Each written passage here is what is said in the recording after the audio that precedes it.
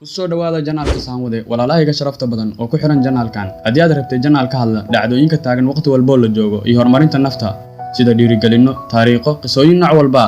waa kan janaalka aad raadinaysay ee nagu soo biir walaal adigoo taabanaya subscribe button si ay kuu soo gaaraan muuqaalada soo socdo mowduuceena maanta noo saaran miiska waa sidee ku abuuri kartaa ganacsi guulaysta ah adigoo raacaya tilaabooyinkan aan kuu sheegi doono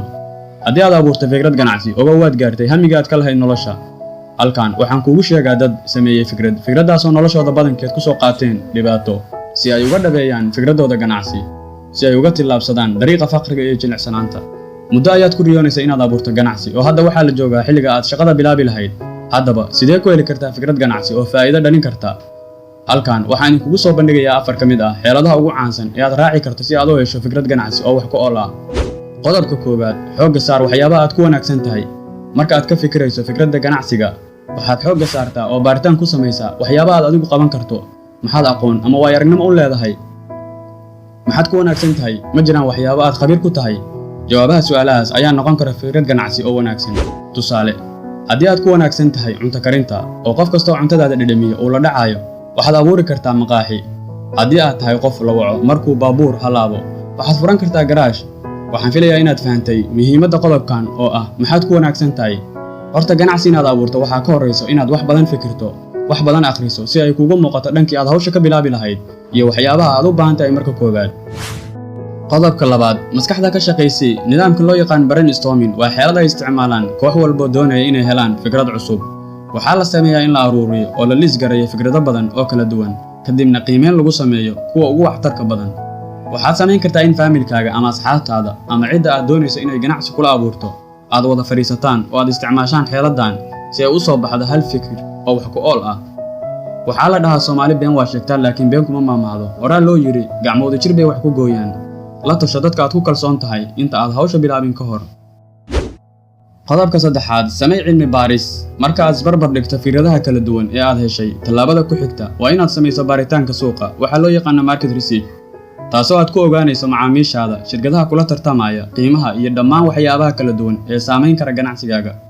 waxaa aad u muhiim ah in baaritaankaaga aad ku ogaato inta uu leeg yahay suuqa alaabtaada iyo baahida loo qabo inaad abuurto ganacsi aan loo baahnayn ama aad soo dejiso alaab aysan cidna xiisaynayn waa khasaaro weyn runtii adduunyada waxaa la isku dhaafay baaritaan haddii aad wax badan baarto waxaad ogaanaysaa wax badan marka hore baar waxa aad keenaysay waddanka baahi intee laag ayaa loo qabaa si aadan u khasaarin baaritaanku waa qayb aad ugu muhiima marka la abuurayo fikrad ganacsi qodobka afraad oo ah qodobka ugu dambeeya wadatashi samee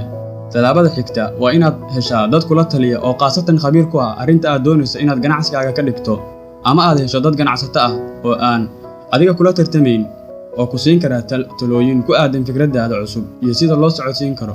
waxaa muhiim ah in fikradda aad u bandhigayso la taliyayaashaada